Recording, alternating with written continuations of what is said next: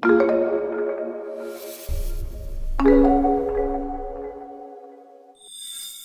my name is Jim Lavelle. I'm the Global Co-Head of Industrials at Houlihan Lokey, the investment banking firm.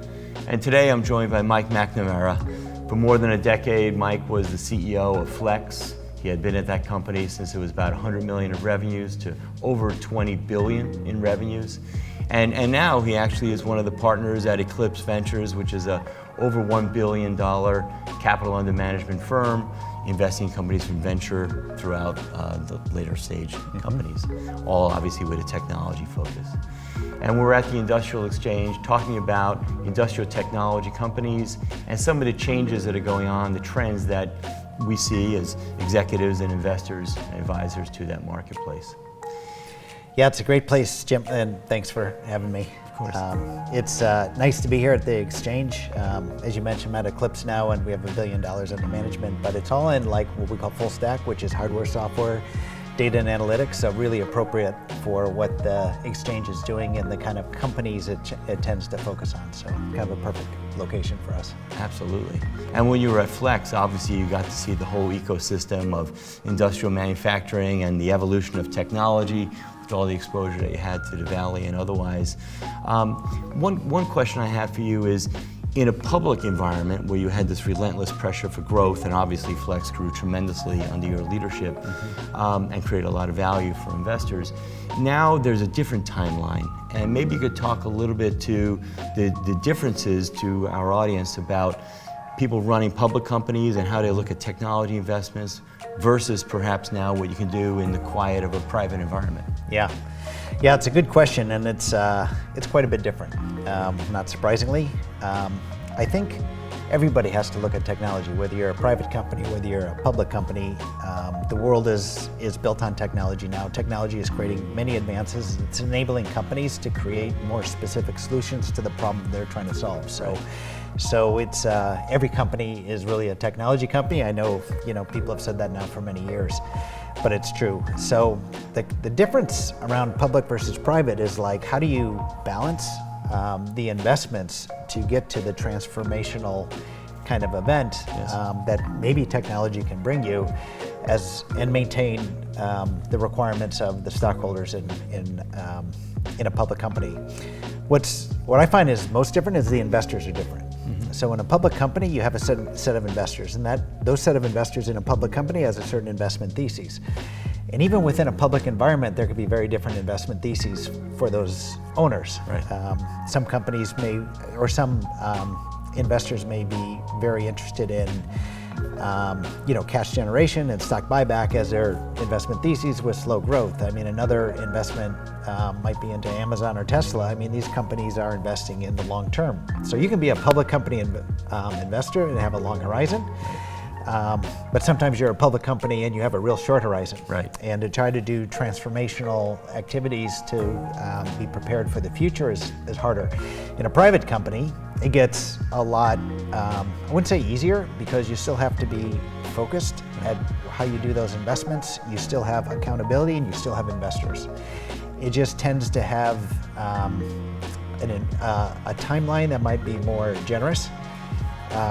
It may have the ability to make mistakes less visible. Right. And it allows a little more flexibility to focus only on the business. So a lot of times in a public company, you spend a lot of time just to keep the engine going for all the public company requirements. Of course. Where a private company, you might just be working all day long at trying to chase the dream of what that company is trying to become. So there's a lot of differences. And you just have to be able to meter and balance each of the requirements.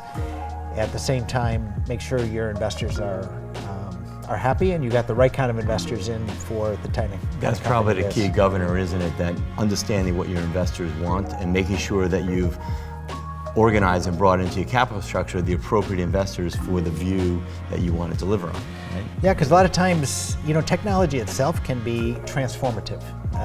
A lot of what we're doing here is talking to a lot of, more traditional companies in the industrial space, but every one of them has to participate in the IoT world. They have to have sensors and they have to be collecting data. They have to move towards, being very predictive and really responding to, using data to respond to the marketplace. If they're not using data and they're not taking advantage of the tools that are available and the technologies available in today's marketplace, they'll fall behind. Absolutely. So I'd like to pursue that a little bit more with you, because I've been in the industrial space for decades now, and 10, 15 years ago, most customers would be happy to go buy a physical product and have that physical product do a variety of things for them.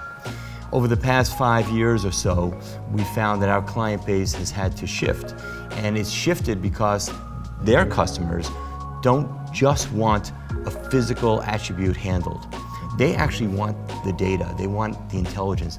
Can you talk a little bit about the work that you're doing with data analytics and how you meld that into an industrial process? That might be informative. Yeah, I think what the customers want now is a solution. Yes. I think 10 years ago they bought a product. And I kind of use an example, it's not in the industrial space, but it's something everybody can relate to really well. But think back in 2007 and a flip phone called Motorola. The Motorola Razr was like the #1 selling phone, but it was a product. Right. And you would buy it, and then you would buy another product 3 years later. It was your mobile phone. And then along comes Apple in 2007, and they came out with a system. I mean, it was about apps, and it was about it multifunction, and it was a phone. So it actually changed from being a product to a system, but most importantly, it created an ongoing relationship with the customer. Because you're going into the App Store and you're doing your iTunes, and you actually created a relationship with the customer, where before that, with just products and without the software, it was a transactional event that, every 3 years you'd buy a new phone. It was a transaction, and then 3 years later you decide which phone you bought again. And if you fast forward into today, it's even more of a system that's participating in an ecosystem. It's almost like the phone is part of the enablement of Uber. I mean, Uber is successful because everybody's got a phone in their back pocket. That is a system itself that interfaces into the cloud, and now Uber can take advantage of all the cloud activities. So I think industrial companies are no different. I mean, it used to be just, I'm going to buy a pump, and I'm going to, because I need a pump. And then in 10 years, I'm going to need another one. Right. But now it's like a pump. You have to capture data. We've got an interesting company in our portfolio called Augury, which actually manages the data on that pump and pumps it into the cloud, where you can do analytics on it and now become predictive. But what it also does is it now creates an ongoing relationship. The pump is now not a transactional event that once every 10 years you replace. It's now monitored and managed. And there's a learning process associated with data and AI. If you can now start capturing the data, you can get more and more data, you get better and better quality data. Your ability to understand that data and get the characteristics of the performance of the system that you can now learn from and now become predictive and actually apply machine learning and move towards artificial intelligence, that's actually what optimizes things. But even the pump moves from a product to a system. Exactly. And if you don't mind, how does that company get judged by its customers? In that, are people looking at the software aspect, the pumping aspect? Maybe they're looking at the whole system. Are they looking at efficiency improvements that they get? How is that decision now being made? Because it used to be, hey, it can handle this amount of pressure, this amount of volume, et cetera, but now there's a whole new set of criteria. Yeah, I think one of the things that's really important that technology is doing for us, it's allowing us to be much more precise at the problem we're trying to solve. And it's a more, the question is, how does that company get managed now? It's like, what value do they create? I mean, do you actually move towards higher uptime, a more predictable system, higher quality, better safety, perfect. All of these things are like now more performance related. It's actually, the pump has to provide a function in the system, and it's like, is it providing a better function on a continuous basis? And so I think that's why you actually have to apply technology, you have to be able to apply data, because you can get a better system, and even when you go beyond that, you actually want to not only know what the pump performance is, but how is the pump performing in the entire system. Right. So now all of a sudden you can capture data on the other elements that affect pump performance, which might be outside of the pump manufacturer, and be able to put those into a place where we can use that data, look at that data, and be able to start building machine learning off it. And what's also interesting about that, and moving more towards machine learning and artificial intelligence, is the more data you get, the more likely it is you're going to be able to create value.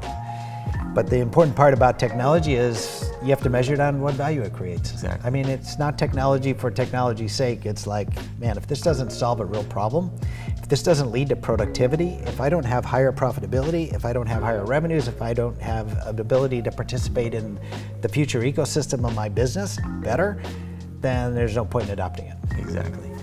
Well, I think after listening to this little dialogue, it's very clear there's a lot of exciting things going on in the industrial economy, and great entrepreneurs like yourself are really fueling that system. So thanks for joining me today. I appreciate it. Thanks, Jim. Appreciate it. Good to see you. Great conference. Thank you. Thank you.